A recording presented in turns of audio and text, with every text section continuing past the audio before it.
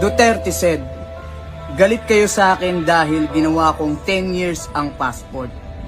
Galit kayo sa akin dahil ginawa kong 10 years ang seaman's book. Galit kayo sa akin dahil ginawa kong 10 years ang driver's license. Galit kayo dahil libre na ang tuition fee sa public school. Galit kayo dahil nadagdagan ang sweldo ng military at pulis. Nagalit kayo dahil binigyan ko ng pagkakakilala bilang mga bayani ang Sub 44 na nasawi sa panahong unang administrasyon na kinalimutan lamang.